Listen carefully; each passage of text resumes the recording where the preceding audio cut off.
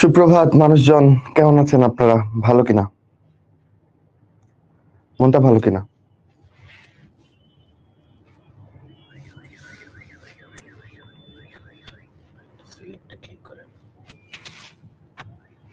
আজকের সব থেকে ইন্টারেস্টিং ব্যাপার কি জানো? আজকের ক্লাসটা শুরু না হতেই শেষ হয়ে যাবে, এইটাই সব থেকে ইন্টারেস্টিং ব্যাপার। তোমার অনেক বন্ধুরা ক্লাস শুরুর ভাববে যে আচ্ছা একটু পরে জয়েন করি, অথবা কোনো কারণে ঘুম থেকে উঠতে বা অন্য কোনো কারণে ওরা একটু পরে জয়েন করতে এসে দেখবে ও মা ক্লাস কোথায়, ওরা জয়েন করার আগেই ক্লাস শেষ হয়ে যাবে। কারণ আমরা চ্যাপ্টারটাকে দুই ভাগ করে নেওয়ায় চ্যাপ্টারটা এখন অনেকখানি ছোট, মানে আজকে ক্লাসের টপিক, বুঝছো? সো আমরা আজকে নগ্নবীজি শেষ করব, আর আবৃতবীজির ভূমিকা পার্টটুকু পড়ে ফেলবো। ওকে, আর নেক্সট ডের জন্য থাকবে বেশ কিছু পড়াশোনা। নেক্সট ডেটা একটু এর থেকে হয়তো বা বড় হতে পারে, হু কেয়ার্স, আমরা পারবো। আমি আলহামদুলিল্লাহ খুব ভালো আছি, অ্যান্ড আশা করছি তোমরাও খুব ভালো আছো। আর যেটা বললাম, চটজলদি জয়েন করে ফেলো, আর চটজলদি আজকে পড়া পড়ে ফেলি, কোনো প্যারাই লাগবে না ইনশাল্লাহ, বুঝছো? আর আজকের ক্লাসটা উদ্ভিদ বিজ্ঞান কম, বরঞ্চ একটু মানে কাইন্ড অফ সাধারণ জ্ঞান একটা ভাইব পাবা, বুঝছো? এই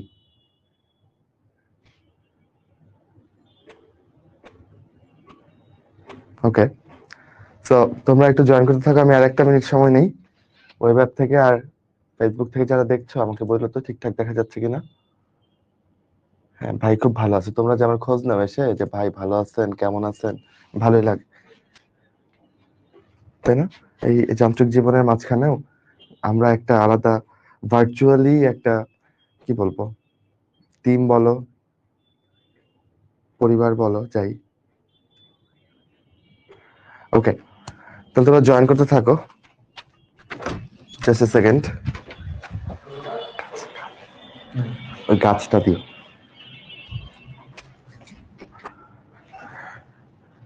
ওকে,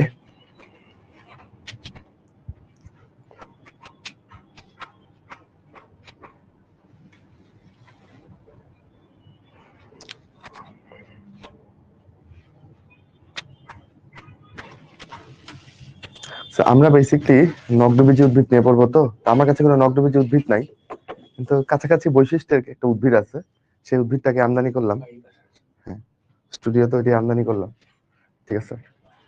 তো এইখান থেকে যেটা দেখতে পারবো, জাস্ট পাতাগুলা দেখতে পারবো, নগ্নবীজির পাতাগুলা এরকম।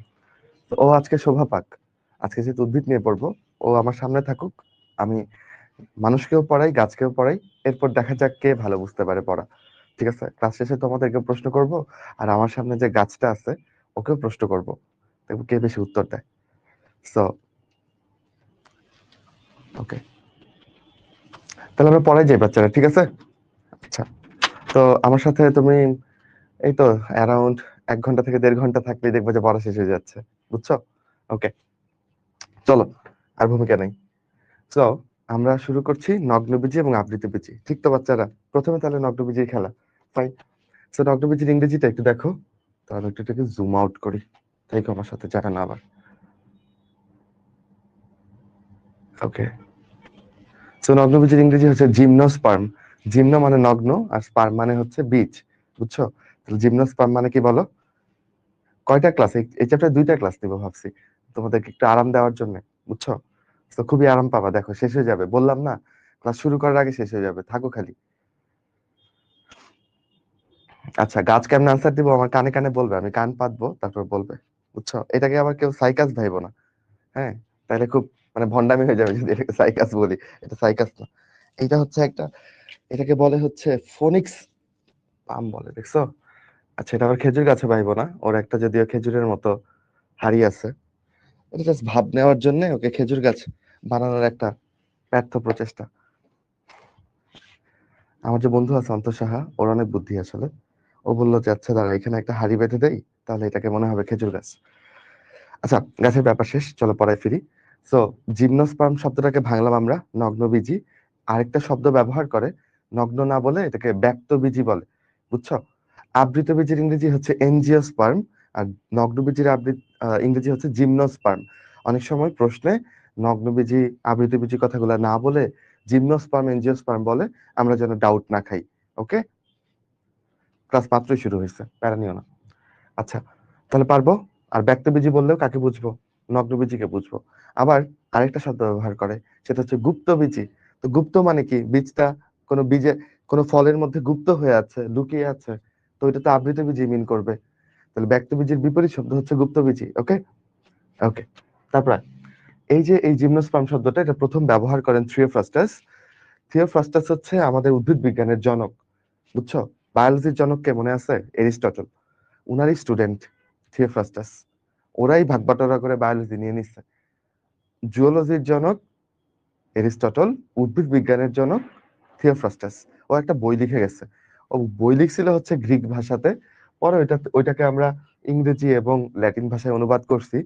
তো বইটার নাম বিভিন্ন জায়গায় বিভিন্ন কিছু লিখা, যেমন এই চ্যাপ্টারে লিখা আছে যে ওনার বইটার নাম হচ্ছে ইনকোয়ারি ইনটু প্ল্যান্টস, আর গ্রিক ভাষায় হচ্ছে হিস্টোরিয়া প্ল্যান্টারাম। তো এই বইটাতেই উনি প্রথম এই জিমনোস্পার্ম শব্দটা ব্যবহার করছিলেন। প্রথমে একটু ইতিহাস পড়ে নিচ্ছি। ওকে, জিমনোস্পার্ম শব্দটা এখানে উনি ব্যবহার করছিলেন। বাচ্চারা তোমরা যারা ইংরেজি দাগাবা, একটা ব্যাপার খেয়াল করো, ইনকোয়ারির পরে ইনটু বসে, তদন্ত করা অর্থে ইনটু বসে। আবার ধরো লুক ইনটু মানেও তদন্ত করা, বুঝছো? ফাইন। বাংলাদেশে আবৃতবীজী উদ্ভিদের প্রজাতি কয়টা? আচ্ছা, এইখানে একটু খেলা আছে, বুঝছো ভাই? কি খেলা? খেলাটা হচ্ছে, যদি তোমাকে এত পেঁচাবে না ভার্সিটিতে, আই বিলিভ, যদি এরকম সাদামাটা প্রশ্ন করে যে প্রজাতি কয়টা, তাহলে তুমি বলতে পারো 4000। বাংলাদেশে পাওয়া যায় 4000টা আবৃতবীজী উদ্ভিদ। আর যদি বলে অনুমিত সংখ্যা, অনুমান করি আর একটু বেশি, যে আমরা হয়তো আরো 1000 খুঁজে পাই নাই, তো যদি অনুমিত শব্দটা থাকে, অনুমিত থাকলে 5000 দিও, বুঝছো? অনুমিত শব্দটা বললে 5000 বইলো, আর অনুমিত শব্দ না থাকলে বইলো 4000। আশা করি এটা নিয়ে এত পেঁচাবে না। তারপর আর ফলগুলা পড়তে নাকি বিরক্ত লাগে? ফল খেতে যত মজা লাগে তোদের, তার থেকে মজা নিয়ে আমরা ফলগুলা পড়ে ফেলবো নেক্সট ক্লাসে, ঠিক আছে? ফল, পাতা, উদাহরণ, এগুলা চাইলে ভুলতে পারবি না। প্লিজ নেক্সট ক্লাসটা করিস, ঠিক আছে? চাইলে ভুলতে পারবি না। ওকে ভাই, ফিরাই ভাই। নগ্নবীজী উদ্ভিদ বাংলাদেশে প্রাকৃতিক ভাবে জন্ম কয়টা জানো? মাত্র 5টা। আমরা আজকে এটা অনুসন্ধান করব, যে কোন দুর্নীতির কারণে নাকি কিসের কারণে নগ্নবীজী উদ্ভিদের সংখ্যা এত কম। আবৃতবীজী যেখানে 4000, নগ্নবীজী কেন বাংলাদেশে প্রাকৃতিক ভাবে মাত্র 5টা জন্মাবে? বলো, দেখবো আমরা। চলো। তো আমরা কিছু প্রাকৃতিক ভাবে জন্মানো নগ্নবীজী উদ্ভিদের পরিচয় নিয়ে তোমার সামনে আসছি। একটা নাম দেখো, সাইকাস পেক্টিনাটা। এই পেক্টিনাটার পি দিয়ে তুমি মনে রাখবা পাহাড়ি, এবং পি দিয়ে মনে রাখবা পাতা। পাতা থেকে কি মনে রাখবো? এই পাতা আমরা সবজি হিসেবে খেয়ে ফেলি, বুঝছো? দেখবা আবুল হাসান স্যার এই বইতে যা কিছু আছে সবকিছুই তোমাকে খাওয়াতে খুব ব্যস্ত। শৈবাল ছত্রাক চ্যাপ্টারে উনি শৈবাল ছত্রাককে খাওয়াইছেন। শৈবাল ছত্রাক মিলে আরেকটা উদ্ভিদ হয়, ওইটার নাম হচ্ছে লাইকেন, ওইটাকেও মানুষকে খাওয়াইছেন। হ্যাঁ, গবাদি পশুকেও খাওয়াইছেন।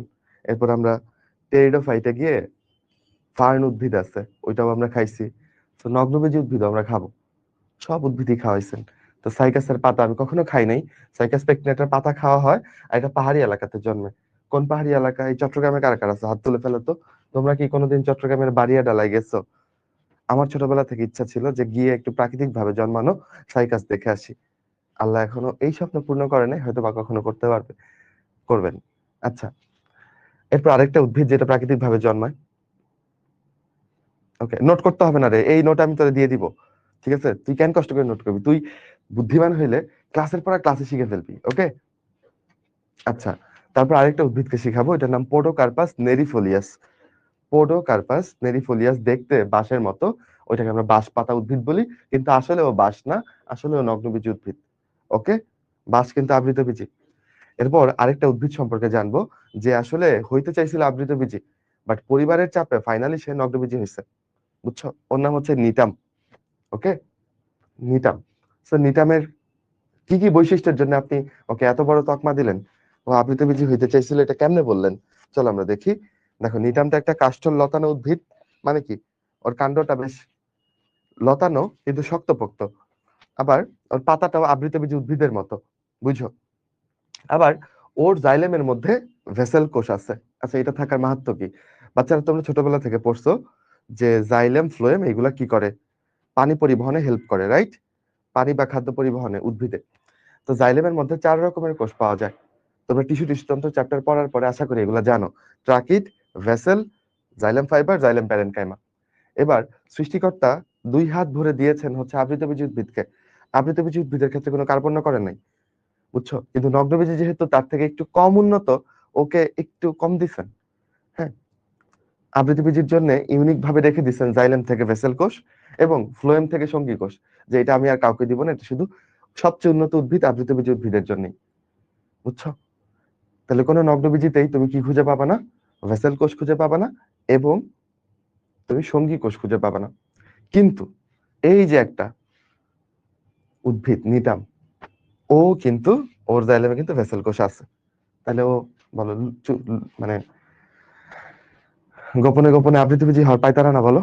ভেসেল কোষ থাকা তো আবৃতবীজী উদ্ভিদের বৈশিষ্ট্য। এরপর দেখো, সাধারণত নগ্নবীজী শুক্রাণুতে ফ্লাজেলা থাকে না। ফ্লাজেলা থাকে, সরি, সাধারণত ফ্লাজেলা থাকে, কিন্তু এই নেটামের ক্ষেত্রে দেখো শুক্রাণুতে ফ্লাজেলা নাই। আবৃতবীজী উদ্ভিদের ক্ষেত্রেও শুক্রাণুতে ফ্লাজেলা নাই। তো নিটামের এই এত সব বৈশিষ্ট্য আমরা একটু জেনে রাখবো। এই সব বৈশিষ্ট্য দিয়ে আমরা বলতে পারি নিটাম হচ্ছে সব থেকে ক্লোজ, কার? আবৃতবীজী উদ্ভিদের সব থেকে ক্লোজ, বুঝছো? এটাকে যারা জি নিটাম পড়বা খুব গুণা হবে, বুঝছো? আচ্ছা, এটা কিন্তু নিটাম। ওকে, তাহলে এই পেজ হয়ে গেলে একটু ডান লিখো। আগের পেজ যে হয়েছে এটা আমরা জানি। এই 2টা পেজ হয়ে গেলে একটু ডান লিখে ফেলো।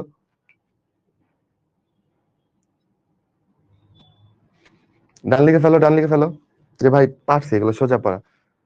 পেক্টিনাটা, পোডোকার্পাস নেরিফোলিয়াস আর নিটাম সম্পর্কে আমরা জানলাম, এগুলো প্রাকৃতিক ভাবে জন্মায়, বুঝছো? নিটামের 2-3টা প্রজাতি জন্মায় প্রাকৃতিক ভাবে, আর এই যে এই 2টা জন্মায়। তাহলে কয়টা প্রজাতি হইলো? 5টা। ওকে, তারপর আয়।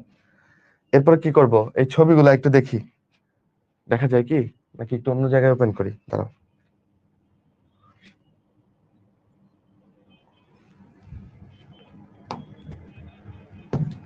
ওকে, এখান থেকে ছবি দেখি। এই দেখো, এই যে এটা চিনো এই জায়গাটা? তোমরা অনেকে এই জায়গায় এসে বসবা, বুঝছো? এই যে এই সিঁড়িগুলাতে দেখতে পাচ্ছ কিনা জানি না, এখানে কিছু সিঁড়ি আছে। এই সিঁড়িতে বসে বসে গল্প করবা, কারণ এটা তোমাদেরই জায়গা, অনেকেরই জায়গা, বুঝছো? যারা ফার্স্ট টাইম পরীক্ষার্থী আছো, ইনশাল্লাহ ঢাকা ইউনিভার্সিটিতে চান্স পেয়ে এই কার্জন হলের এই জায়গাতে হাঁটাহাঁটি করবা, ঘোরাঘুরি করবা, বন্ধুর সাথে গল্প করবা, ঠিক আছে? তো এই কার্জন হলের সামনে দিয়ে যাওয়ার সময় একটু খেয়াল করো, এখানে বেশ কিছু সাইকাস গাছ আছে, ওকে? আচ্ছা, আর এইটা হচ্ছে চট্টগ্রামের বাড়িয়া ডালের প্রাকৃতিক ভাবে জন্মানো সাইকাস। 2টা সাইকাস গাছ আছে, দেখা যাচ্ছে, এটা একটা, এটা একটা। আমি যখন খুব ছোট ছিলাম, আমার মামা তখন কলেজে পড়ে, আমি ক্লাস 5-এ পড়ি, আমি তখন বইপত্র উল্টাইতাম, আমার মনে আছে। প্রাণীবিজ্ঞান বইতে অনেক ছবি থাকতো, এগুলো দেখা যাইতো, কিন্তু উদ্ভিদ বিজ্ঞান বইতে তেমন ছবি ছিল না। এই ছবিগুলো ছিল তখন। তো আমি এই একটা জরিপ করে ফেলি, আমার সাথে তোমরা যারা আছো, তোমরা এই পাহাড় প্রেমী কে কে আর সাগর প্রেমী কে কে? এই জরিপে অবশ্য কোনো মঙ্গল নাই পৃথিবীর। যেমন আমি হচ্ছে পাহাড় প্রেমী, বুঝছো? ছোটবেলা থেকেই এই পাহাড়ের শান্ত শান্ত ভাবটা খুব ভালো লাগতো, এবং মনে হইতো, ইস, যদি এই বাড়িয়া ঢালাই গিয়ে যদি এখানে একটা ঘর তুলে থাকা যাইতো, তাহলে খুব ভালোই হইতো। এখানে একটা ঘর তুলে যদি থাকতে পারতাম। হয়নি থাকা, আবার হতেও পারে কখনো। এর পরবর্তীতে আমি যতবার পাহাড়ে গেছি, আমি মনে মনে আসলে প্রাকৃতিক একটা সাইকাস খুঁজছি, বাট পাহাড়ে কখনো প্রাকৃতিক ভাবে জন্মানো সাইকাস এখনো দেখি নাই। কেউ কেউ আছে হচ্ছে বোধ, মানে তারা হচ্ছে কি বলবো, সুবিধাবাদী না, একটু বেশি চায় ওদের। যেমন ধরো, ওরা চাচ্ছে যে আচ্ছা একটা পাহাড়ও থাকলো, তার পাশ দিয়ে একটু সাগরও চলে গেল, পাশেই আবার একটা ঝিরঝির করে ঝর্ণা থেকে পানি পড়ছে, এর পাশেই আমার সুন্দর ছোট্ট ঘর, কোনো মোবাইল নাই, ফেসবুক নাই, ভার্সিটির জন্য ক্লাস করতে হচ্ছে না। ওরে বাবা, কি উন্নত ধরনের জীবন! যাক, ফিরে আসি, চলো আমরা আমাদের ওই ফ্যান্টাসি থেকে ফিরে রিয়েলিটিতে আসি। আমরা পাহাড়েও যাচ্ছি না, সাগরেও যাচ্ছি না, বাড়িয়া ঢালাতে সাইকাস পেকটিনাটা থাকে, এটা শিখলাম। ওকে, চল। আচ্ছা, এবার আমি না কোনো সাইকাস দেখলেই, বুঝছো, আমি একটু ওই যে ইনকোয়ারি ইনটু প্ল্যান্টস, মানে ওই প্ল্যান্টটা একটু তদন্ত করি। কি তদন্ত করেন ভাই? ওইটা কি পুরুষ সাইকাস নাকি স্ত্রী সাইকাস, এটা চিন্তা আমার খুব ভালো লাগে, বুঝছো? তো তোমরাও এরপর আশেপাশে দেখবে সাইকাস দেখতেছো, দেখার পরে তুমিও একটু তদন্ত করে ফেলবা যে এই সাইকাসটা কি পুরুষ নাকি স্ত্রী। তো কিভাবে চেনা যায়? চেনা যায় হচ্ছে ওদের ওই কাণ্ডের চূড়াতে এরকম করে কিছু স্পোরোফিল থাকে, বুঝছো বাচ্চারা? স্পোরোফিল মানে কি ভাই? স্পোরোফিল মানে হচ্ছে যেই পাতা স্পোর তৈরি করবে, বুঝছো? মানে এটা পাতার মতোই গঠন বা একটু অন্য রকমের, কিন্তু এখানে স্পোর তৈরি হবে, রেণু তৈরি হবে। তো ওর ক্ষেত্রে রেণু বলতে কি বুঝতেছি? পরাগ রেণুটাই স্পোর। ওকে, তাহলে পুরুষ উদ্ভিদের ক্ষেত্রে মাইক্রোস্পোর গুলা থাকবে বা মাইক্রোস্পোরোফিল থাকবে। আর ওই মাইক্রোস্পোরোফিল গুলা সবাই একসাথে মিলে মিলে এরকম কলার মোচার মতো একটা মোচা তৈরি করে, বুঝছো? এটাকে আমরা বলি স্ট্রোবিলাস, অথবা বলি কোন, মানে কোন আইসক্রিমের মতো মনে করো, একটা মোটা সোটা কোন আইসক্রিম, অথবা এটাকে স্ট্রোবিলাস অথবা এটাকে মোচা বলতে পারো। তাহলে পুরুষেরা ঘনভাবে একসাথে থেকে এরকম একটা মোচা তৈরি করে। অপরদিকে স্ত্রীর ক্ষেত্রে তুমি যদি দেখো, মানে স্ত্রী স্পোরোফিল যেটা, বা যেটাকে মেগা স্পোরোফিল বলি, বড় স্পোর বা রেণুটা হচ্ছে বড়, ওরা এরকম ঢিলে ঢালা ভাবে থাকে, ওরা একসাথে হয়নি। এখন এখানে অনেকেই সাম্প্রদায়িকতা করবা হয়তো বা কমেন্টে, ছেলেরা বোধহয় উস্কে দিয়ে বলবা যে মেয়েরা সবসময় এরকমই, আমরা এগুলা দেখতে চাই না। ঠিক আছে, আমরা আমরা সবাই ইউনাইটেড ইনশাল্লাহ, ঠিক আছে? ছেলে মেয়ে জাতি, আমরা এখানে সাম্প্রদায়িকতা করব না। সাইকাসের ক্ষেত্রে এরকম, মানুষের ক্ষেত্রে না। ঠিক আছে, তো সাইকাসের মেগাস্পোরোফিল গুলা এরকম ঢিলে ঢালা ভাবে থাকে, এটা দেখে আমি বুঝবো এটা স্ত্রী উদ্ভিদ। আর যদি এরা ঘনভাবে এরকম মোচা বা স্ট্রোবিলাস করে থাকে, সেইটা দেখে বুঝবো এটা পুরুষ উদ্ভিদ। ভাই এইটাকে একটু ক্লোজলি দেখাবেন? চলো দেখি। এখান থেকে আমি একটু মাইক্রোস্পোরোফিল খুলে নিয়ে ছিঁড়ে নিয়ে এই আমার হাতে রাখছি, দেখো, দেখছো? তাহলে এইখানেই হচ্ছে রেণু বা স্পোর গুলা তৈরি হবে, এইটার মধ্যেই এইখানেই পরাগ রেণুটা তৈরি হবে, বুঝছো? আর এটার যে চোখা একটা পার্ট আছে, খেয়াল করতেছো? এই চোখা পার্টের নাম কি জানো? এটার নাম হচ্ছে অ্যাপোফাইসিস। কি নাম বলো? অ্যাপোফাইসিস। এই যে চোখা অংশটা, এরকম অনেকগুলাই। আর পুরো নামটা কি বলো? মাইক্রোস্পোরোফিল। কি বলো? মাইক্রোস্পোরোফিল। স্পোরোফিল কেন? কারণ এখানে স্পোর তৈরি হয়। আর মাইক্রো কেন? কারণ পুরুষের স্পোরটা এখানে ছোট্ট, পরাগরেণুটা ছোট্ট, তাই। বাচ্চারা খেয়াল করবা, খুব মনোযোগ দিয়ে খেয়াল করবা। এটার মধ্যে না তুমি কিছু মাইক্রোস্কোপিক, অবশ্যই আমি বড় করে আঁকলাম, এরকম কিছু ঘর পাবা, যেই ঘরগুলোতে স্পোর থাকবে। তো ওই ঘরগুলাকে আমরা বলবো স্পোরাঞ্জিয়া। তাহলে ভাই স্পোরাঞ্জিয়া বা স্পোরাঞ্জিয়াম মানে কি? যেখানে স্পোর থাকবে সেটাই স্পোরাঞ্জিয়া। ওকে, আবার এরকম কয়েকটা স্পোরাঞ্জিয়া একসাথে মিলেমিশে থাকে, তখন এটাকে কি বলবো? তখন এটাকে বলবো সোরাস। তাহলে ভাই সোরাস কি? সোরাস হচ্ছে অনেকগুলো স্পোরাঞ্জিয়া মিলে একটা সোরাস তৈরি হবে। তাহলে কাহিনী কি দাঁড়াইলো? কাহিনী দাঁড়ালো এটাই, স্পোর যেখানে থাকে সেটা স্পোরাঞ্জিয়া, আর স্পোরাঞ্জিয়া মিলে তৈরি করে সোরাস। মনে করো তোমার যে ঘর, তোমার যে বাড়িটা, ওই বাড়িটা হচ্ছে স্পোরাঞ্জিয়া, তাহলে তুমি এবং তোমার পরিবারের সদস্যরা হচ্ছে স্পোর, ঠিক তো? তোমার আশেপাশে আরো বাড়ি আছে না বা ফ্ল্যাট আছে না, সবাইকে একসাথে নিয়ে হচ্ছে সোরাস। বুঝছো কাহিনীটা? আচ্ছা, আজকে এই অধ্যায় শেষ না রে, আমরা আরাম নিয়ে পড়বো, স্বস্তি নিয়ে পড়বো। আমরা 1-1.5 ঘন্টায় ক্লাস শেষ করে ফেলবো ইনশাল্লাহ, বুঝছো? তাহলে সোরাস পড়ে ফেললাম। এইটা হচ্ছে মাইক্রোস্পোরোফিল। আর মেগাস্পোরোফিলটাকে একটু কাছ থেকে দেখো, এই যে সবুজ রঙের এগুলো দেখতেছো, এগুলো হচ্ছে ডিম্বক। মেগাস্পোরোফিল মানে হচ্ছে ডিম্বকের ভেতরে যে ডিম্বাণু, সেটাকে আসলে মিন করা হচ্ছে মেগাস্পোর হিসাবে, বুঝছো? তো ডিম্বকটা নর্মালি কোথায় থাকে জানো? ডিম্বকটা নর্মালি থাকে গর্ভাশয়ের মধ্যে লুকানো। ভাই গর্ভাশয় আবার কি জিনিস? কই লিখবো আমরা এটা?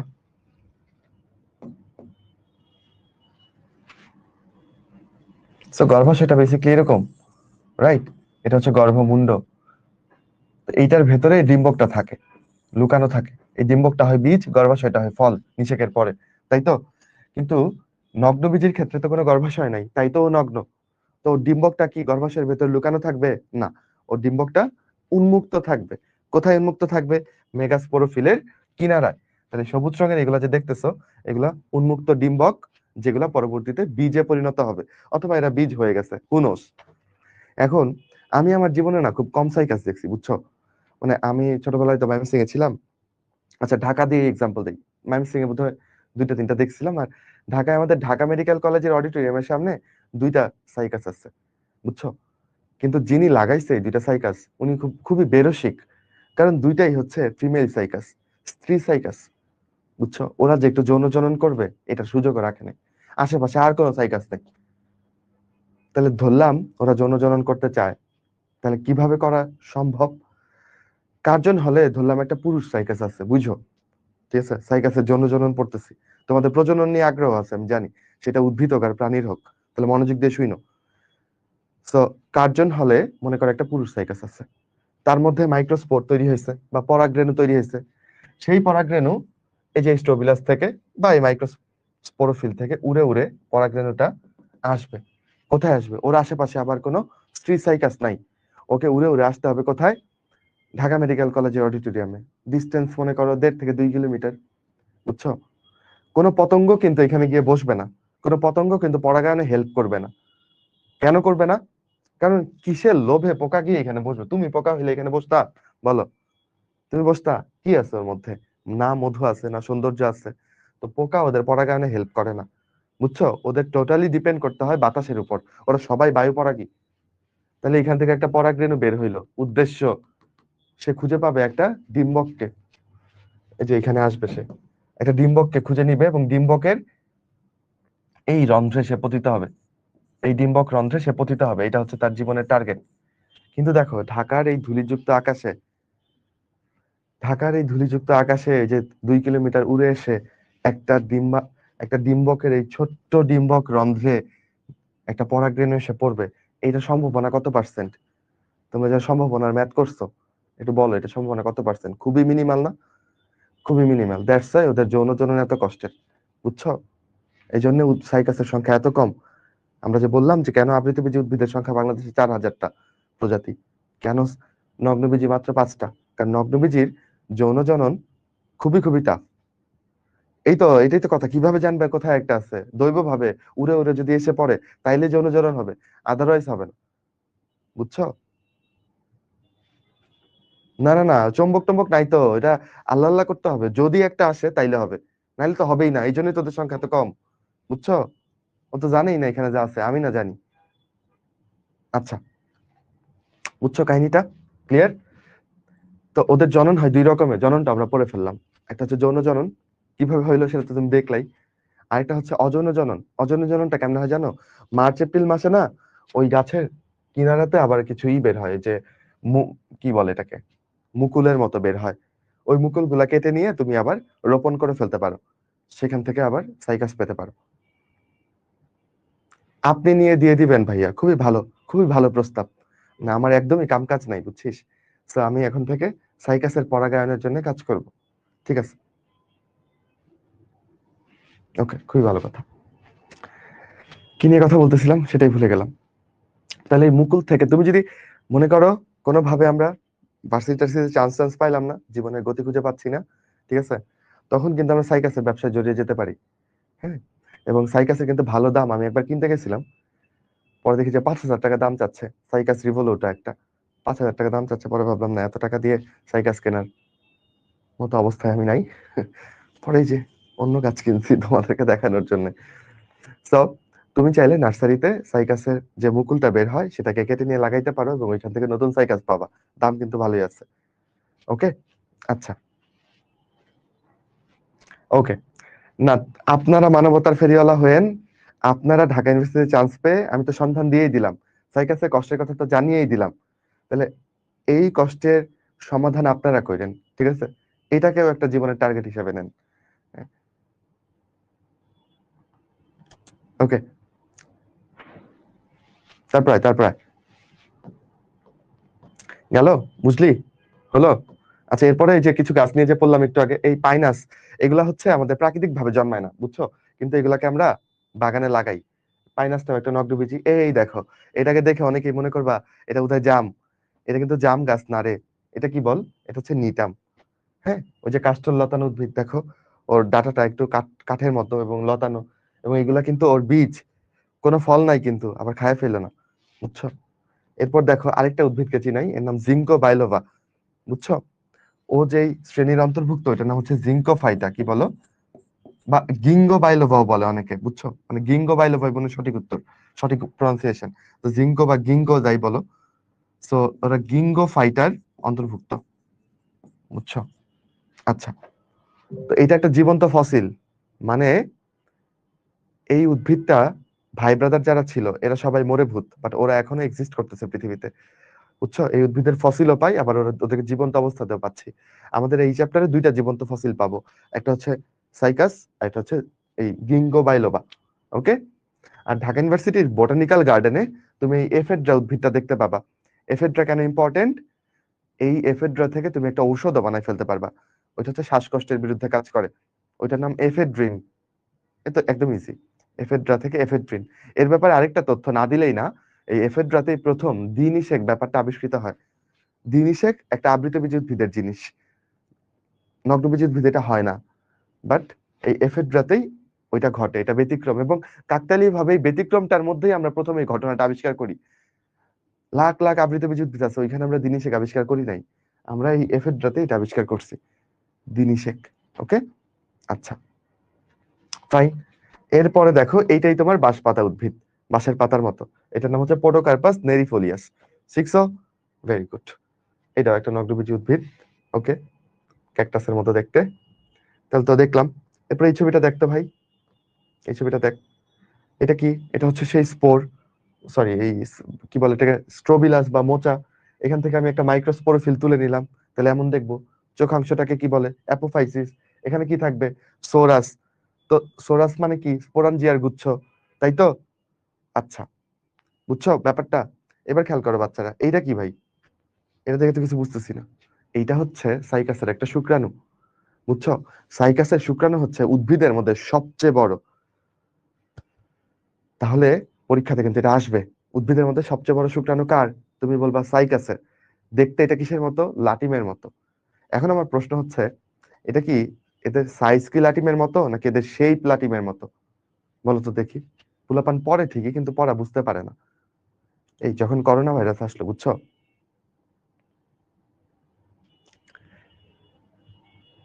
এই বাচ্চারা একটু পড়াই থাইকো, গল্পের তো গল্পাই, ঠিক আছে, একটু পড়াই থাইকো। করোনা ভাইরাস যখন আসলো, তখন ওই যারা লকডাউনের মধ্যে যারা ওই যে পিস্তল টিস্তলে বসে আড্ডা টাড্ডা মারতো, সাংবাদিকরা কিন্তু আবার গিয়ে গিয়ে ধরতো ওদেরকে, যে হ্যাঁ আপনারা কেন এখানে আড্ডা টাড্ডা দিতেছেন। তো এরকম একটা ক্লিপ দেখছিলাম, বুঝছো। একটা লোক হচ্ছে টিস্টল মাইমসিং এলাকারই, তো উনি বসে আছে, উনি বলছে, "হ্যাঁ, আপনি লকডাউনের মধ্যে কেন বাইরে বেরোয় ঘোরাঘুরি করতেছেন যদি আপনাকে করোনা ধরে?" তো ও বলছে যে, উনি বলছেন যে, আরে বাপরে বাপ, একটা করোনা যদি আমার দিকে আসে, দৌড়ায় যদি আসে, তাহলে আমি দেখবো না? আমি তখন দৌড় দিয়ে ঘরে যাবো কেন? বুঝছো? তো দেখো, উনিও তোমাদের মতো, উনি মনে করছে যে করোনা ভাইরাস টিভিতে যত বড় করে দেখে, ওইরকমই একটা বলের মতো তার দিকে দৌড়ায় দৌড়ে আসবে, উনি দেখবে, তারপর উনি পালাবে। বুঝছো? আর তোমরাও সবকিছু এরকম যা বলি সবকিছুকে লিটারেলি নিয়ে নাও, যে লাটিমের মতো মানে সাইকাস গাছে বোধহয় লাটিম ধরবে। না রে পাগলা, এটা যথেষ্ট ছোট্ট, শুক্রাণু যেহেতু এটা অনেক ছোট্ট। ওকে। এবং ইমন, এই বায়োলজি সাবজেক্টটা দুনিয়া থেকে উঠাই দিলে তো আমরা কেউই আসতাম না পৃথিবীতে। এগুলা বইলো না, আসো, এগুলা বললেই গুনাহ হবে, পড়াই থাকো। তাহলে দেখো একটু, এই যে কি সুন্দর লাটিমের মতো শুক্রাণু পাবা, সবচেয়ে বড়, এবং অনেক অনেক ফ্লাজেলা, দেখছো? ফ্লাজেলা মানে কি? যেগুলো এরকম নড়তে পারে। ওকে, অনেক অনেক ফ্লাজেলা, তাহলে বহু ফ্লাজেলা বিশিষ্ট। পারা গেল? ওকে, ভুল করবো না আমরা আশা করি। তাহলে সাইকাসের শুক্রাণু উদ্ভিদের মধ্যে সবচেয়ে বড়, লাটিমের মতো দেখতে, এবং বহু ফ্লাজেলা বিশিষ্ট। ওকে, ঠিক আছে। আর এটা হচ্ছে আমাদের মেগাস্পোরোফিল। দেখো, মেগাস্পোরোফিলের কিনারায় কি থাকবে? ডিম্বক। এবং এগুলো হচ্ছে ডিম্বক রন্ধ্র। তাহলে ভাইয়া বলছো যে যৌনচরণ হতে গেলে এখান থেকে পরাগরেণু এসে এই ডিম্বক রন্ধ্রে পড়তে হবে, which is very tough for them, that's why তাদের সংখ্যা এত কম। এরপরে উপর দিকে একটু এই যে এরকম হিজিবিজি হিজিবিজি অংশ থাকে, দেখছো না? দেখো,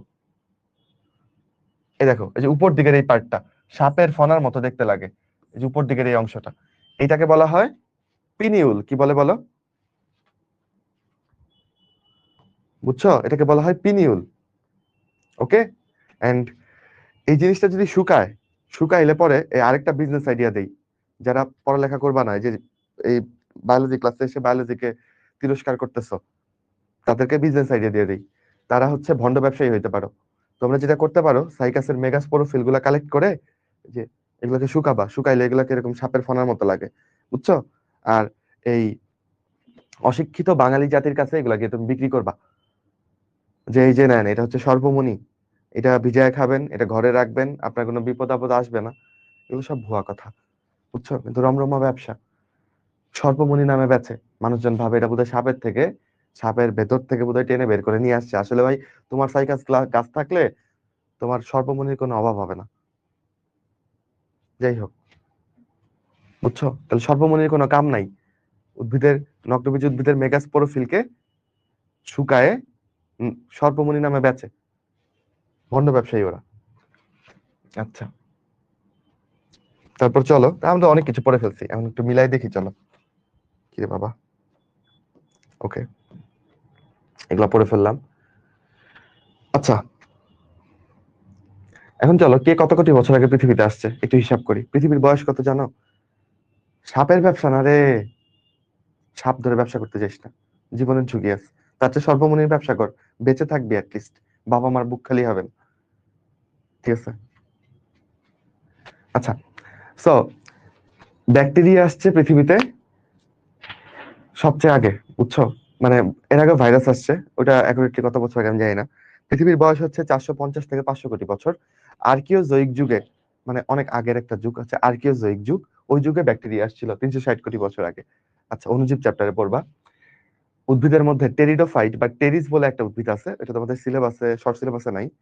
টেরিস, যেটাকে ঢেঁকি শাক হিসেবে আমরা খাই, ওই ঢেঁকি শাকটা আসছে 40 কোটি বছর আগে। ক্রমশ এই উদ্ভিদগুলো ধীরে ধীরে উন্নত হচ্ছে, বুঝছো?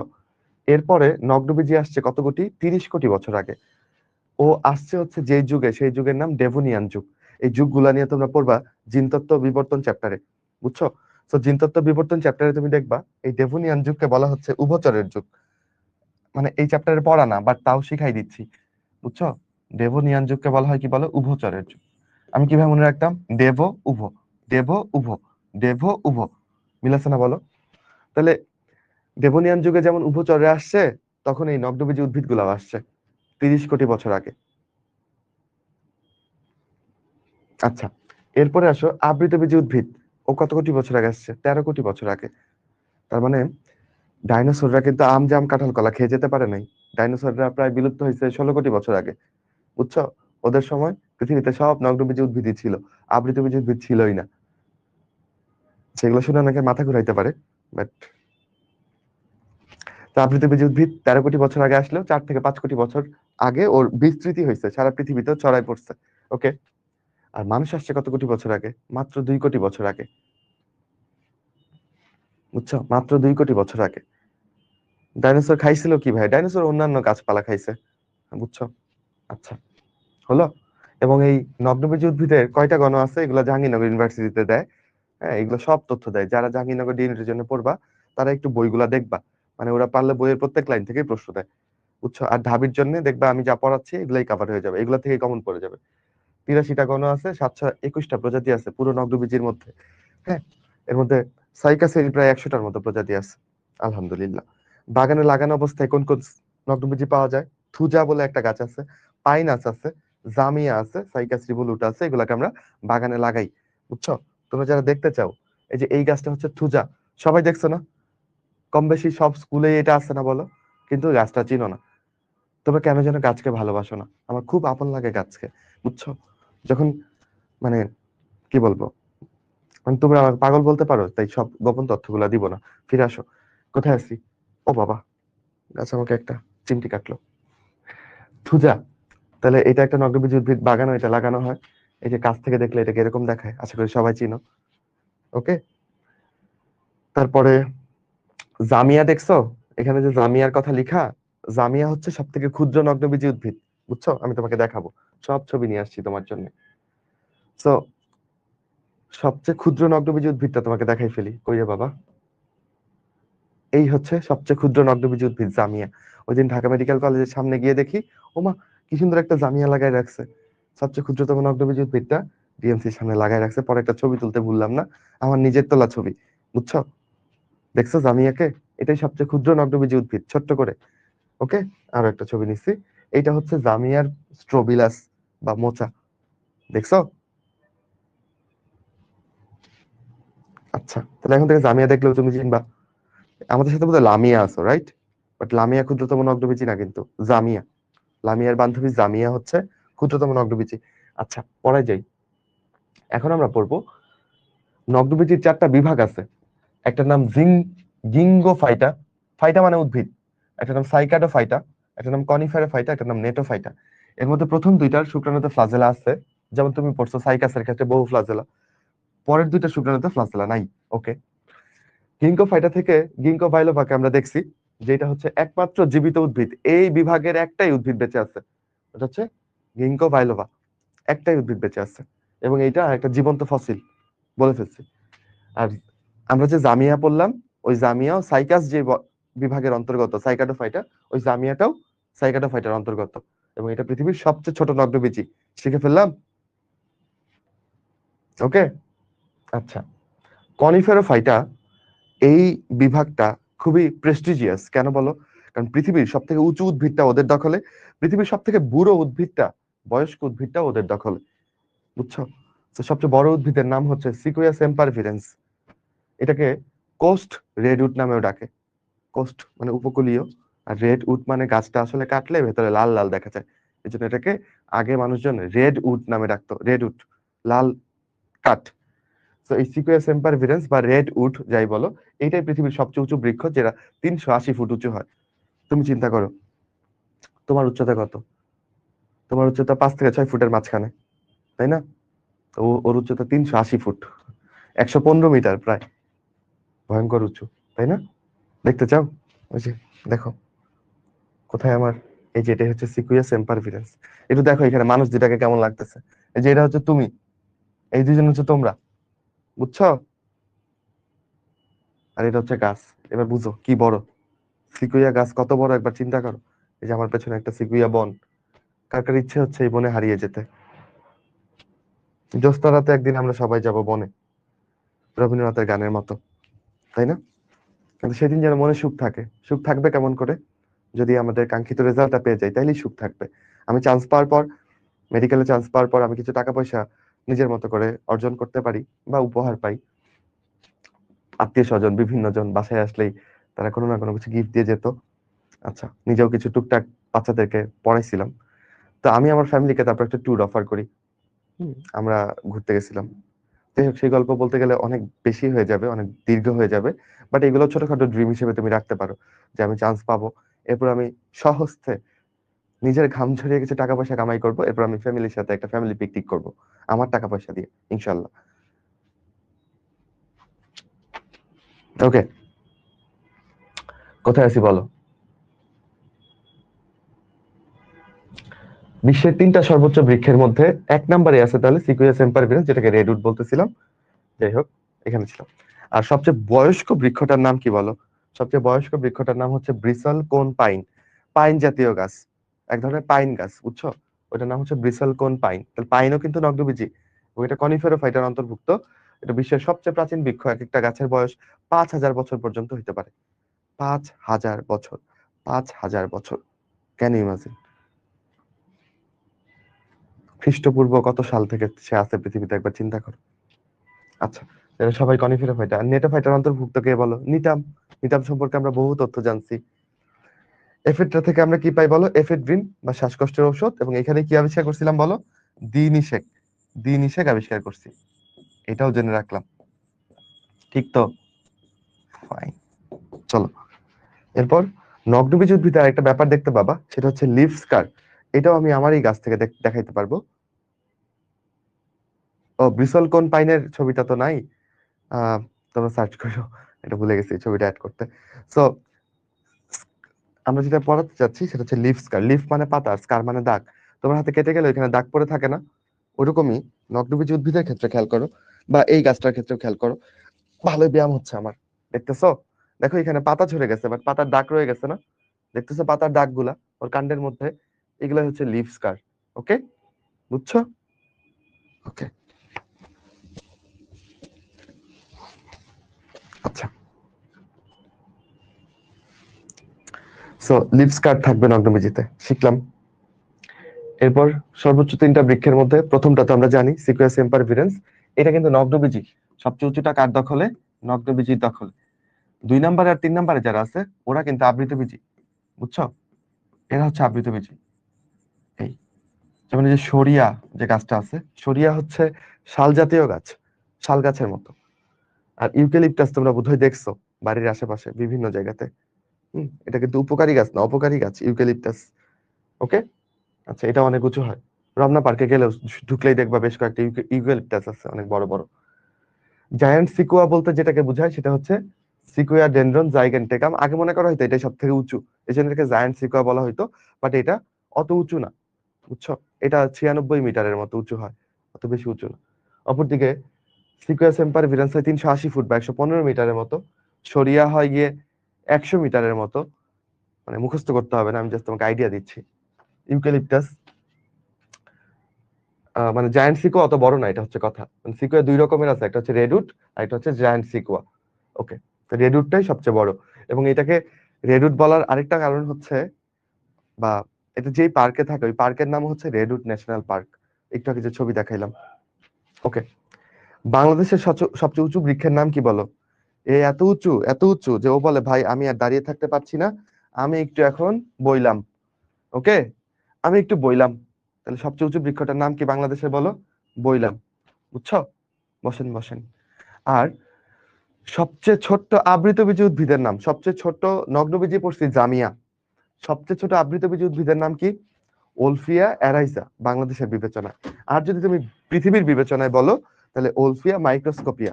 ওলফিয়া কি কোনোদিন দেখছো? দেখতে চাও? চলো ওলফিয়া দেখাই তোমাকে। এই হচ্ছে ওলফিয়া। ওলফিয়া বলো তো এটা কি? এটা হচ্ছে খুদি পানা বা গুড়ি পানা কিছু একটা বলে এটাকে। পানা ভাই, পানা, বুঝছো? পানিতে যে পানা হয় এটা একটা আবৃতবীজী উদ্ভিদ, এবং এটাই পৃথিবীর ক্ষুদ্রতম। এটার ব্যাস মাত্র 0.1 মিলিমিটার। নাকি 1 মিলিমিটার নাকি 0.1 মিলিমিটার, নেক্সট ক্লাসে পড়াবো, সমস্যা নেই।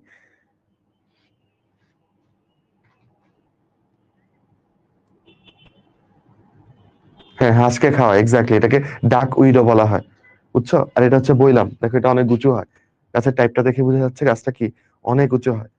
বইলাম, তাহলে এটার ব্যাস হচ্ছে 0.1 মিলিমিটার, মানে খুবই ক্ষুদ্র। ওকে, এটা একটা আবৃতবীজী উদ্ভিদ, শিখলাম। আচ্ছা, তাহলে পৃথিবী সবচেয়ে ক্ষুদ্রতম বললে মাইক্রোস্কোপিয়া, একদম মাইক্রোস্কোপ দিয়ে দেখতে হবে। হ্যাঁ, দেখছো গাছ বলে কথা বলতে পারে না, দেখো ও লেখার চেষ্টা করতেছে। আর বাংলাদেশের সবথেকে ক্ষুদ্রতম বললে ওলফিয়া অ্যারাইজা, পৃথিবীর ক্ষুদ্রতম বললে ওলফিয়া মাইক্রোস্কোপিয়া, মনে থাকবে। আর বাংলাদেশের সবচেয়ে বড় বৃক্ষ কি বলো? বইলাম, গাছটার নাম বইলাম। ওকে, হলো, ফাইন। তাহলে এগুলোই হচ্ছে আমাদের redwood national park, sequoia sempervirens, Wolffia, বইলাম, জামিয়া, সবার পরিচয় শিখে গেলাম। এবার চলো একটু সাইকাসের গঠন বৈশিষ্ট্য নিয়ে পড়ি। ওকে, সাইকাসের কাণ্ডটা মোটামুটি 8 থেকে 14 ফুট পর্যন্ত উঁচু হয়। আরেকটা হচ্ছে সাইকাস মিডিয়া, এটার কাণ্ডটা আরেকটু উঁচু হয়, বুঝছো? এটা আরো উঁচু হয়, জেনে রাখলাম। দুই ধরনের পাতা থাকে ওদের, একটা হচ্ছে বাদামি শল্কপত্র, যেটাকে স্কেল বলে। হ্যাঁ, বাদামি শল্কপত্র বা স্কেল, দেখাতে পারছি না। আর হচ্ছে বড় সবুজ পাতা, যে এরকম পাতা। ওকে, দুই রকমের পাতা থাকে, একটা শল্কপত্র, একটা হচ্ছে বড় সবুজ পাতা। এই সাইকাসকে আমরা পাম ফার্ন নামে ডাকি। ভাই পাম ফার্ন কেন বলতেছেন? কারণ এই গাছটা পাম উদ্ভিদের মতো। পাম গাছ মানে খেজুর গাছের মতো একটা গাছ আছে, ওইখান থেকে তোমরা যে পাম অয়েলের নাম শুনছো, পাম ফল আছে কিছু, এগুলো থেকে তেল পাওয়া যায়, বুঝছো? যারা মালয়েশিয়াতে যায় ওরা মোটামুটি ওই মালয়েশিয়া ইন্দোনেশিয়াতে পাম গাছটা অনেক চাষ হয়। সাইকাস গাছটা দেখতে পামের মতো, তাই এটাকে পাম বলতেছি। আর ওর পাতাটা দেখতে ফার্ন উদ্ভিদের মতো। ফার্ন মানে কি? ঢেঁকি শাক, ওই ঢেঁকি শাকের মতো ওর পাতা, পাতায় অনেক মিল আছে। তাই সাইকাসকে একসাথে মিলিয়ে, দুইটা গাছকে মিলিয়ে বলতেছি ওকে পাম ফার্ন, মনে থাকবে, পাম ফার্ন। ওকে, এরপর দেখো, প্রথমে সাইকাসের একটা প্রধান মূল থাকে এরকম সুন্দর করে, পরে এটা অস্থানিক মূল হয়ে যায়। হ্যাঁ, এবং এই অস্থানিক মূলটা, অস্থানিক মানে কি? যে স্থান থেকে মূল বের হওয়ার কথা না সেখান থেকে বের হয়েছে, এটা হচ্ছে অস্থানিক মূল। আচ্ছা, এবং এই অস্থানিক মূলে আক্রমণ করে দুইটা সায়ানোব্যাকটেরিয়া, নস্টক আর অ্যানাবিনা, শিখে রাখো। এবং এদের দিয়ে আক্রান্ত হওয়ার পর মূলটা একদম ক্ষতবিক্ষত হয়ে যায়। দেখো এখানে একটা ছবি দেওয়া আছে, ছবিটা দেখছো? এটা হচ্ছে মেইনলি একটা সামুদ্রিক কোরাল। ওকে, কোরাল মানে কি? প্রবাল। তুমি যদি সেন্ট মার্টিনে যাও তাহলে তুমি দেখবা, কক্সবাজারে গেলে তুমি লাফালাফি ঝাপাঝাপি নৃত্য করতে পারবা, কিন্তু সেন্ট মার্টিনে গেলে এটা করা একটু টাফ হবে। কেন? কারণ সেন্ট মার্টিনে দেখবা যে সি বিচে অনেক পাথরের মতো জিনিস পড়ে আছে, ওগুলো আসলে পাথর নয়, এগুলো হচ্ছে কোরাল, প্রবাল, বুঝছো? ওকে, সো সাইকাসের মূলটা ওইরকম প্রবালের মতো হয়ে যায়। হুম, তখন এটাকে আমরা বলি কোরালয়েড মূল বা রুট টিউবারকাল। রুট মানে মূল, আর টিউবারকাল মানে কি? তুমি যারা হাড্ডি পড়ছো, যেমন ধরো আমি একটা হাড্ডি নেই তোমাদেরকে বোঝানোর জন্য।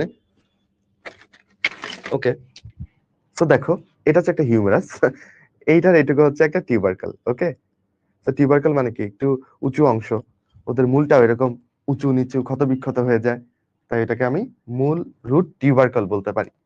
হলো, কেন হচ্ছে এটা? নষ্ট ক্যানাবেনা দিয়ে আক্রান্ত হওয়ার পর পরীক্ষাতে আসতে পারে যে নষ্ট ক্যানাবেনা যে স্তরে থাকে ওই স্তরটার নাম কি।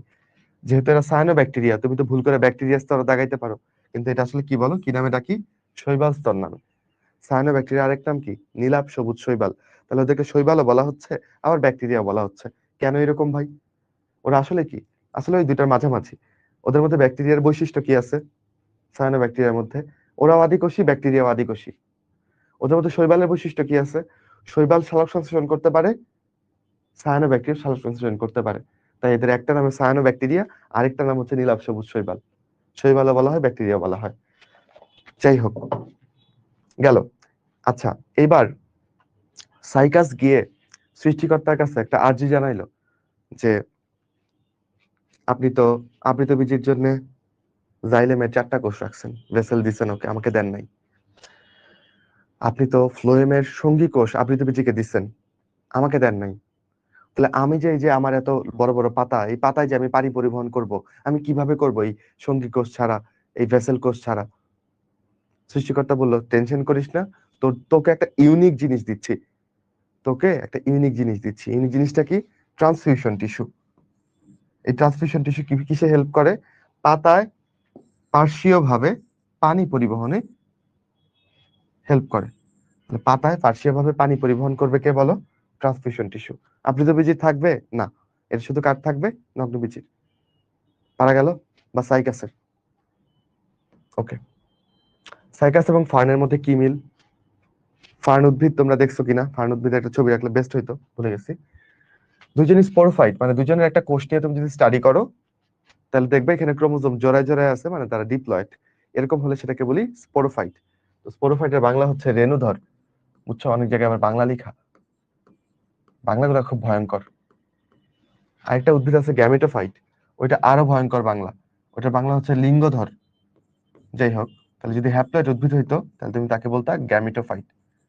ওকে, আচ্ছা, হলো। তো গ্যামেটোফাইট মানে হচ্ছে হ্যাপ্লয়েড উদ্ভিদ, আর স্পোরোফাইট মানে ডিপ্লয়েড উদ্ভিদ। তাহলে ফার্ন এবং সাইকাস দুজনই হচ্ছে স্পোরোফাইট। দুজনকে মূল কাণ্ড পাতায় ভাগ করা যায়। যারা ফার্ন দেখো নাই, তোমার বোটানি বইয়ের 6 নাম্বার অধ্যায়টা খুলে ফার্নের ছবি আছে প্রচুর, দেখে নিও। ঠিক আছে, ওই চ্যাপ্টারটাই ফার্ন নিয়ে।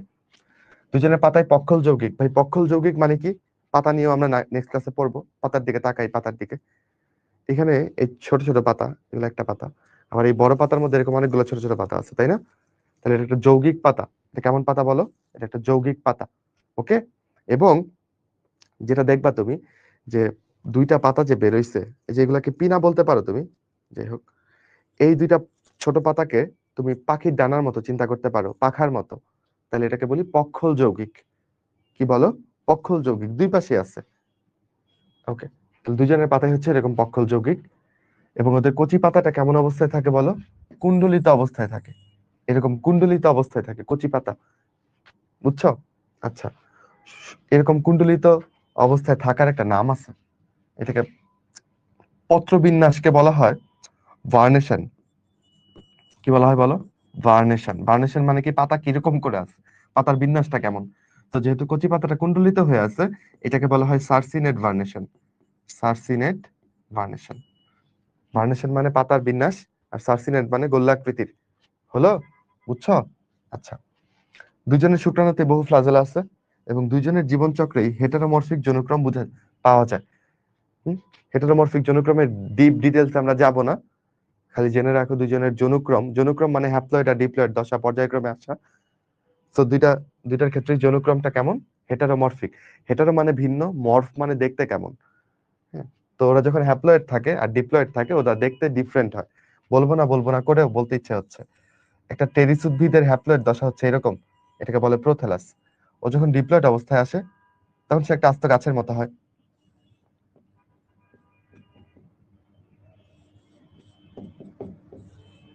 এটা হচ্ছে ডিপ্লয়েড গাছটা।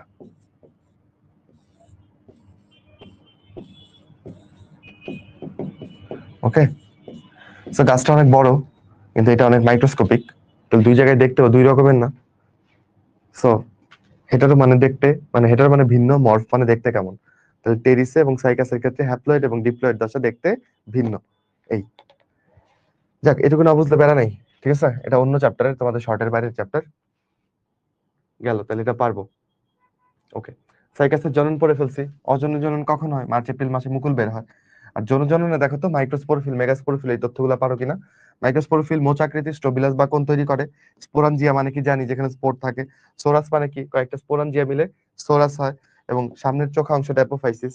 মেগাস্পোরোফিলে 2 থেকে 4 জোড়া লাল ডিম্বক থাকে, এটা বইতে লেখা। আমি কখনো লালটা খেয়াল করি নাই, যাই হোক বলছে যেহেতু বোধহয় থাকে। স্ত্রীরেণু থেকে একটা আর্কিগোনিয়াম তৈরি হয়। এখন এই আর্কিগোনিয়াম মানে কি জানো? আর্কিগোনিয়াম মানে স্ত্রী জননাঙ্গ। কি বলো?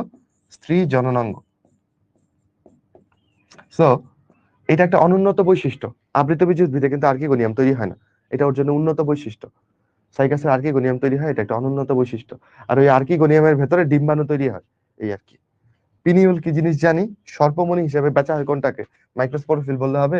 মেগাস্পোরোফিলকে সর্পমণি হিসেবে বেচা হয়। বেচুক। তাহলে চলো এদের একটু পার্থক্য করে ফেলি, মেগা আর মাইক্রোস্পোরোফিলের। আমরা তো চিনি। তাহলে বলো, স্ট্রোবিলাস তৈরি করে কে? পুরুষটা। স্ত্রীটা স্ট্রোবিলাস তৈরি করবে না। সোরাস থাকবে কোনটায়? পুরুষে, এখানে থাকবে না। ডিম্বক থাকবে কোনটায়? ডিম্বক থাকবে হচ্ছে এটা, রাইট? পারতেছি। এরপর দেখো, অ্যাপোফাইসিস কোনটায় থাকবে? মাইক্রোস্পোরোফিল বা পুংস্পোরোফিলে। আর এখানে থাকবে পিনিউল। পুংরেণু বা পরাগরেণু তৈরি হবে পুংস্পোরোফিলে, আর স্ত্রীরেণু তৈরি হবে স্ত্রীস্পোরোফিলে। আর্কিগোনিয়াম তৈরি হবে কোথায়? স্ত্রীস্পোরোফিলে, স্পোরোসফিলে। এটা কিন্তু তাহলে তোমাদের রিটেনের জন্য ইম্পর্টেন্ট, যারা ঢাকা ইউনিভার্সিটি পরীক্ষা দিবা, বুঝছো? ডিইউ রিটেনের জন্য এটা কিন্তু ইম্পর্টেন্ট, পরীক্ষা কিন্তু চলে আসতে পারে। মাইক্রো আর মেগাস্পোরোফিলের পার্থক্য, এই 6টা বৈশিষ্ট্য যদি তুমি বুঝতে পারো, একটু ডান লিখবা, কষ্ট করে লিখে ফেলো। আমরা আজকে ক্লাসের প্রায় শেষ দিকে চলে আসছি, প্রশ্ন সলভে চলে যাব খুব দ্রুত, বুঝছো? সবাই বুঝছি, সব অর্থের মানে বুঝতেছি, দেখছি নিজ চোখে। ওকে, ফাইন। আচ্ছা, সাইকাসের অর্থনৈতিক গুরুত্ব, ওই যে সবকিছুকেই খেয়ে ফেলবো, কিন্তু কোনটার কি খাবো এটা একটু দেখতে হবে। এগুলো থেকে প্রচুর প্রশ্ন আসে, বুঝছো? এটা ভালোই প্রশ্ন আসে, কোনটা থেকে কি করবো। দেখো, অর্থনৈতিক গুরুত্বতে কিছু জেনারেলাইজ কথা বলছে, যে সাইকাস দিয়ে বাগান সাজাইতে, ফুলের তোড়া সাজাইতে, ফুলের ডালি সাজাইতে এদের পাতা ব্যবহার করে, অমুক তমুক। ওইগুলো থেকে অবজেক্টিভ আসবে না, আসবে হচ্ছে এই 3টা থেকে। ওকে, দেখো প্রথমে সাইকাস সার্সিনালিস, ওকে ছাড়বা না, মনে রাখবা। সাইকাস সার্সিনালিসকে আমরা কি করবো না? ছাড়বো না। কেন ছাড়বো না? কারণ ওর স্ফীতকন্দ এবং বীজ থেকে বার্লি বানায় খায় ফেলবো। ওকে, বা এরা রুটও বলে। স্ফীত, সাইকাস সার্সিনালিস, দেখো সার্সি স্ফীত একটা মিল আছে না? তো সার্সিনালিসের, সার্সিনালিসের স্ফীতকন্দ খেয়ে ফেলবা। ওকে, সাথে ওর বীজও খাবা। বীজ থেকে কি বানায় ফেলবা? বার্লি। বার্লি বানায় খাইলা, খেয়ে তোমার মনে করো যে অবস্থা খারাপ, পেট ব্যথা হয়ে গেছে, পাকস্থলীর পীড়া দিচ্ছে। ওকে, তাহলে এই পাকস্থলীর পীড়া রোধ করার জন্যও সাইকাস সার্সিনালিসের পাতা খায় ফেলবা, বুঝছো? সাইকাস সার্সিনালিসের পাতা দিয়ে পাকস্থলীর পীড়া রোধ করবা। এরপর চর্মরোগ হয়ে গেছে, সেখানেও সাইকাস সার্সিনালিসের পাতা। আমি কখনো এই চিকিৎসা দিই নাই, তাই জানি না কেমনে এটা তোমার দিতে হবে ত্বকের মধ্যে। তো এটা চর্মরোগেরও ওষুধ হিসেবে কাজ করে সাইকাস সার্সিনালিসের পাতা। দেখো, ওকে একদম ছাড়ি নাই, ওর সবকিছু ব্যবহার করে ছাড়ছি, তাই না? এই, এটা মেডিকেলেও আসছিল যে চর্মরোগের ঔষধ হিসেবে ব্যবহৃত হয় কোনটার পাতা? সাইকাস সার্সিনালিসের পাতা। ওকে, এরপর দেখো, সাইকাস পেকটিনাটার পাতা, কচি পাতা যে আমরা সবজি হিসেবে খাই, এটা সবাই জানি। এইগুলা পড়ে, বুঝছো, হাসান স্যারের এইগুলা পড়ে আমি নিজেই গোপনে আড়ালে আবডালে সাইকাসের একটু পাতা, একটু ওদের মেগাস্পোরোফিল, ওই যে আমাদের অডিটোরিয়ামের সামনে যে গাছটা আছে, ওই থেকে একটু নিয়ে মুখে দিয়ে দেখছিলাম, ভীষণ তেতো। কেমনে হাসান স্যার এগুলা খাওয়াচ্ছে আমি জানি না। তোমরা কেউ খাইলে একটু জানাও তো, সাইকাস খাইছো কিনা তোমরা। আর সাইকাস রিভোলুটার কি খাই বলো? বীজ। এই যে রিভোলুটার ভি দিয়ে মনে রাখবা, বীজ। সাইকাস রিভোলুটার বীজ খাওয়া হয়। এই যে এটা হচ্ছে সাইকাস রিভোলুটা, দেখতেছো? এই যে বেশ গাট্টা গুট্টা টাইপের একটা সাইকাস রিভোলুটা। ওকে, তাহলে মনে থাকবে, রিভোলুটার ভি দিয়ে বীজ মনে রাখবো, পেকটিনাটার পি দিয়ে কচি পাতা মনে রাখবো, আর সার্সিনালিসের কিছুই ছাড়বো না, ওর ফিতকন্দ খাবো, ওর বীজ খাবো বার্লি বানিয়ে। পেটে ব্যথা হবে এরপর, এরপর ওর পাতা খায় ফেলবো পেটের ব্যথা বা পাকস্থলীর পীড়া ভালো করার জন্য। চর্মরোগ হইলে ওইখানে ওষুধ হিসেবে দিব। ঠিক আছে? না, না খাই নাই। মানে আমি জাস্ট ভাবছি যে সবাই খাচ্ছে, একটু জিভে দিয়ে দেখি। পরে দেখি অনেক তেতো। আমি এরকমই। যেখানেই যাই ওইখানেই হচ্ছে মানে যেমন ধরো এই যে খুব ভালো মিল হয়ে গেছে। আমি রিসেন্টলি শ্রীলঙ্কা ঘুরতে গেছিলাম খালি এই যে এইখানে খাবো বলে, বুঝছো?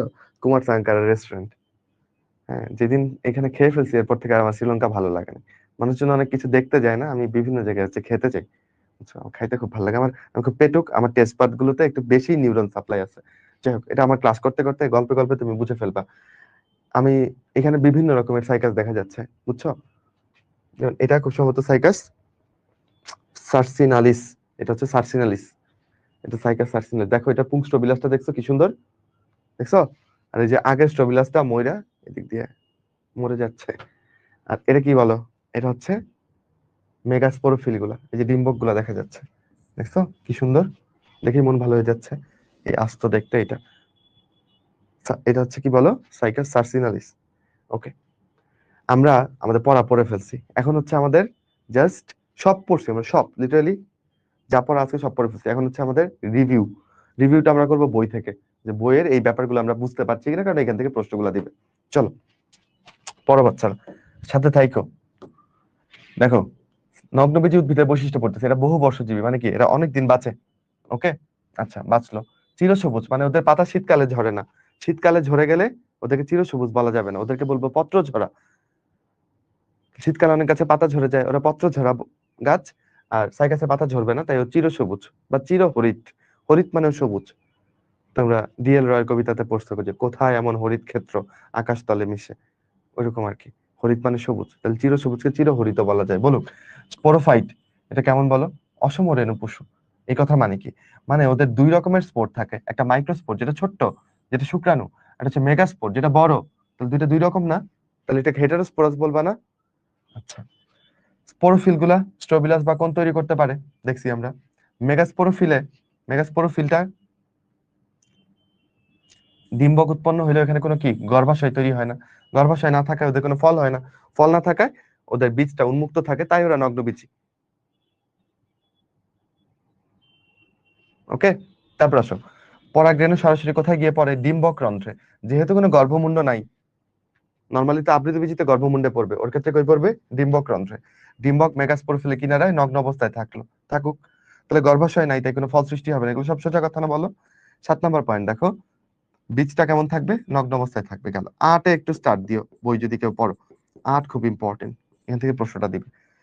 নগ্নবীজিতে দিনিশেক ঘটে না, ব্যতিক্রম হচ্ছে এফেড্রা, এটা আমরা জানি। তাই নগ্নবীজির যে শ্বাস বা এন্ডোস্পার্ম, ওটা কেমন? হ্যাপ্লয়েড। এবং এটা নিষেকের পূর্বেই সৃষ্টি হয়ে যায়, খুবই ইম্পর্টেন্ট এটা, বুঝছো? তাহলে তোমরা এই যে শ্বাস বা এন্ডোস্পার্মের ব্যাপারটা বুঝতে গেলে